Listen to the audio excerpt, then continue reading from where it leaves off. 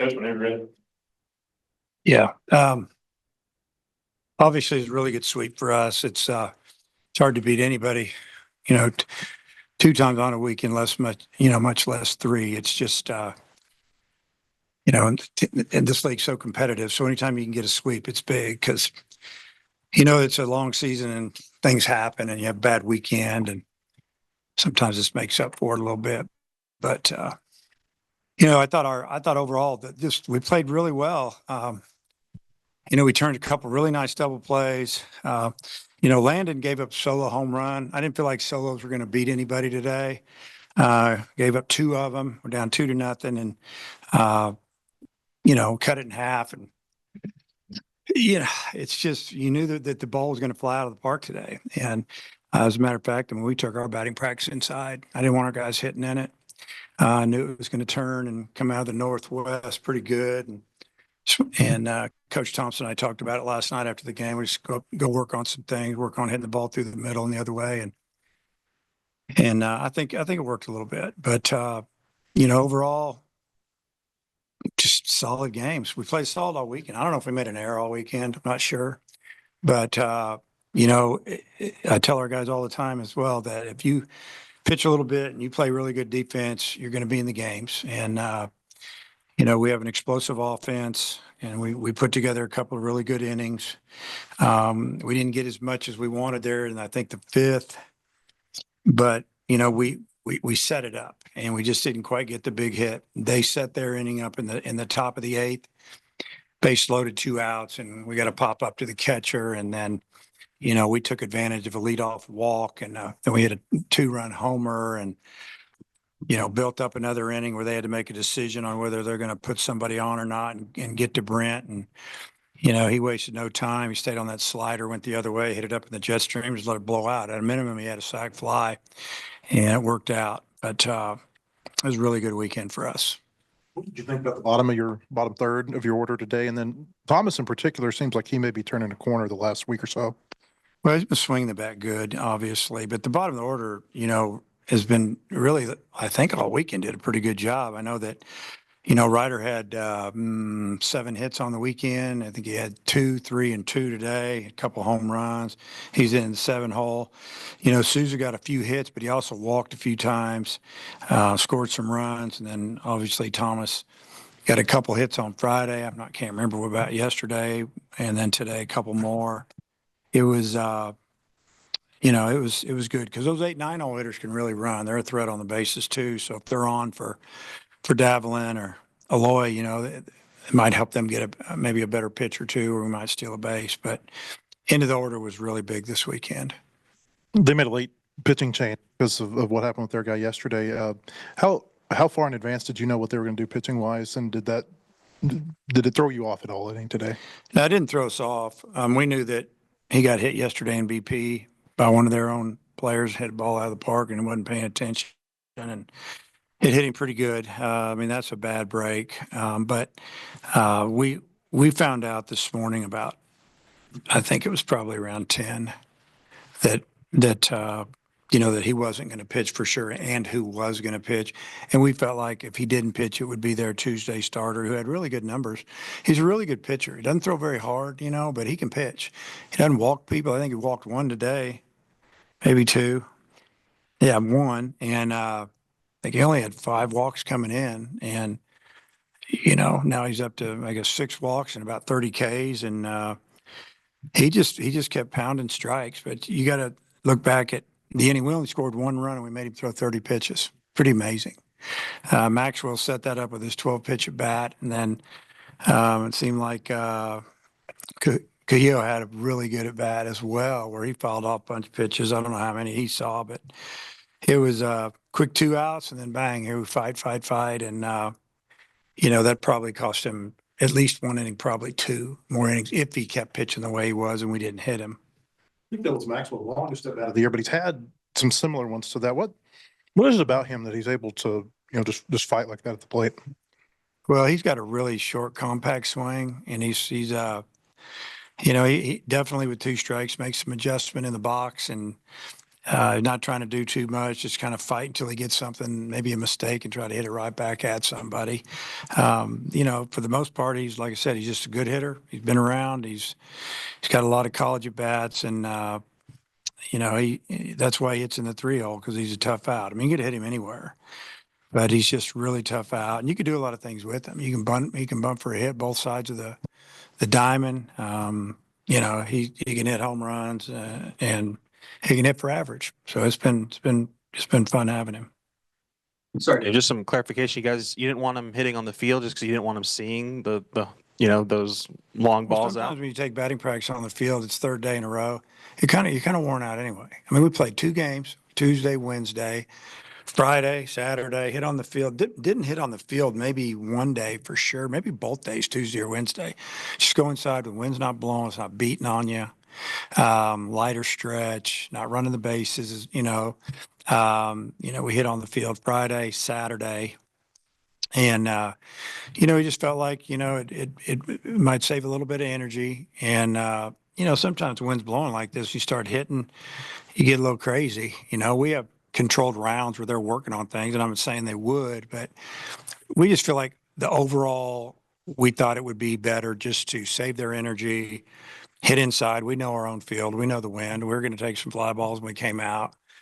We did our little infield work and play. So we've been doing it a little bit. We've been doing it, and we've probably done it 5 or 6 times already this year.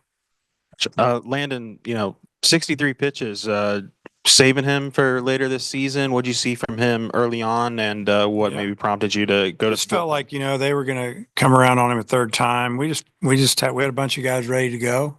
You don't want to leave him out there too long. And nothing. Yeah, I mean, we could have easily sent him back out the 6th, and he might have gone the 6th and 7th. But yeah, it's a long season. It's no particular reason. You mentioned him in the walks. I mean, we've seen him kind of get slowly better as the season's gone on. Is that kind of another sign of it? And I mean, is that maybe the last thing that comes with it, is just being a little bit more patient at the plate and adding those base on balls to the hits? For our hitters, you're talking about? For Souza in particular. Oh, yeah. Yeah. So Souza is, what he did, and you saw it all weekend, they'd start him off with maybe a change up down and away. And when he takes it, he's ahead of 1-0. And he'd been behind 1-0. Then it's 2 or 0-1, 0-2 a lot. And I just see that he's seeing the ball better, and he's fighting better. He's a tougher out. And definitely his walks are up, and that means he's going to start hitting the ball better. I truly believe that. And Christian Fouch, I mean, is it mental maybe when the hit by pitches happen like this so consistently? Yeah, I'm sure it is mental. I think he just needs to go out there and pitch, quit worrying about everything, because, it's like he's got to go out and do what he can do so we can pitch him. So it's his battle. He's got to win it. So we need him, and it's time for him to move on from this and do what he can do. Dave, talk about your offense. So I've been watching them, I guess, admiring from afar. Yeah. Could you discuss how the pieces have come together and made them so productive? Well, I think it all started in the fall for the most part. We got a couple of kids to come our way, and had some guys coming through, and there was a big emphasis on being a lineup that was relentless and powerful, and just fight, and make adjustments with 2 strikes. And we knew we were going to hit some home runs. I told her I like doubles. Doubles turn into home runs, and we play here. You never know which way the wind's going to blow. I mean, it'll blow in hard as blow out today. And we had 3 different winds this weekend. We had across pretty much in, and we had a different wind and then a different wind. I mean, it's just the way it is. Our guys learn how to handle it. And when you hit the ball hard through the middle and you work, and that's what you work at, good things happen. But I think with 2 strikes, we've done a really good job this year of fighting and getting pitch counts way up on pitchers. And we put together some really long innings and big innings and scored runs. Even that, like I said, I think we forced their pitcher to throw 30 pitches, and we only scored 1 run. but he threw 30 pitches. And the one run was on a home run. So that was kind of interesting. The other day, 2 outs, nobody on in the first. Made the kid throw 45 pitches with 2 outs or 35 more pitches with 2 outs. It was amazing. So, yeah, I mean, it really answered your question. We probably have to sit and talk about it privately, and I can tell you some more. These guys will write all kinds of stuff, about it, and I don't want them to. So, I guess the other thing would be, was there a moment where you kind of realized what this offense could become? it was probably about a week into fall ball. We were going, okay, this guy's good. This guy's going to be fine. This guy's older. This guy's going to push this guy. And we faced our pitching, and our pitching was really good in the fall, and we hit it. And so that kind of was a telltale that, we could stack these guys, and it wasn't going to be like a 5 deep and then 4, the pitcher gets back to the top. It could be 9.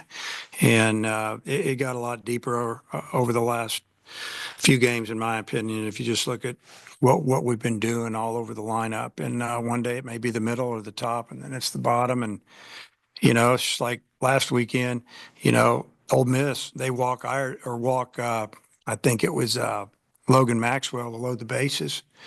And Iredale hits the ball decent, but he hits into a double play, so it worked. Today they did it, and he hit a grand slam. And but for 2 weeks he carried us. I mean, he was hitting home run and giving us leads, and you can't expect him to keep that pace up. But then other guys picked him up. So you're never going to have 9 hitting at a time. But if you can have 5 guys hitting, the other guys working and working the count, even though they're not getting their hits, it's going to make it better for everybody. Was that a hit and run when Thomas hit the home run with a steal? That's straight up steal. Okay. Was that a 0-2 steal? Yep, and a hanging curveball that went. And then on the rundown, 379 or whatever they said. Yeah. you got an out on the rundown. Would you like the guy to throw to third? How would you like to do I that? was good with it because that's 2 down. The way I look at it, the runner's probably going to be in scoring position anyway. So just take the easy one. No reason to throw it away or panic. I mean, it worked out. So for the most part, yeah. We didn't do everything right out there, but we won't get into that. But we have handled the ball pretty well this year. And like I said, I don't think we made an error all weekend. And I think we made 1 error. I think we made 1 error in each game at Ole Miss. Other than that, we went like 10 games in a row without an error. Didn't make an error in the 2. I don't think we made one all week. And we don't walk a lot of people. So if you do that, you got a chance. Bobby didn't pitch he pitched in the first weekend, but then primarily midweek. What's he been doing recently that's gotten him higher in the pecking order with the bullpen? Going out there and throwing the ball mid-90s like he can instead of 92 and tiptoeing around. Today, the first hitter he throws breaking ball. I think I don't know if he threw 2 breaking balls for strikes. He's supposed to throw a breaking ball in the dirt, leaves right down the middle base hit. And you're kind of going, wow. And he hadn't done that, but that is some things that had been going on. He got away from that. He was spotting up heaters at 94. Against Ole Miss, he pitched great. And then midweek, we let him pitch, and then we said we got to pitch him again. And we were just trying to get everybody an inning there at the end. It wasn't like we weren't trying to win the game. We thought since we got Landon out of there, we got 4 innings to go. We got a 2-run lead, and we got 4 really good pitchers. And Christian got off to a bad start, hits the guy with the first pitch up and in, and 2 pitches later, hits a double down the line. You go get him because, we didn't know if he's going to flip it. Yeah, that was going to be the game, we thought. So Coyle did a great job. Looking ahead to Tuesday, is it going to be a little weird to see Missouri State without Keith Gutton? Yeah, a little bit, but it seemed like we played them so much. It's still Missouri State, and yeah, I haven't even thought that far down the road. Honestly, just want to get through today, but we'll take a day and a half off. We'll be ready to play, and I'll guarantee you I'll play a few guys that give a few guys a break and play a few other guys to try to win a game. This is the best 25-game start Arkansas's ever had, and through 24 games, it was tied with the team you played on in '82. Do you see any similarities between those teams? No, we didn't hit homers like this. We were just rolling into aluminum bats back then. Just kidding, but we didn't play the competition back then that we play now. I mean, there were games that were teams that weren't Division I teams, and it's just what you had to do, play people in the area, Division II teams. Teams would come in for over spring break, and I remember we played like 10 or 12 games over spring break at home, playing 2 7-inning games a day, and other teams were using our field up there as all turf. And yeah, that's probably where we won a lot of them. But we had a good team. I think we were like 40-15 or something, but no, it's not as good as this team.